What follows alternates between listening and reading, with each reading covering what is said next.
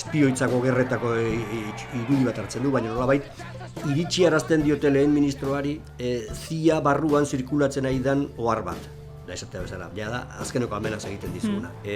Whitland hau bere herrialdearentzat ere peligrosoa da. Komeniko litzake kentzea. Handik egun gutxitara kentzen dute. Eta kentzen du Inglaterrako erreginaren gobernadore horrek.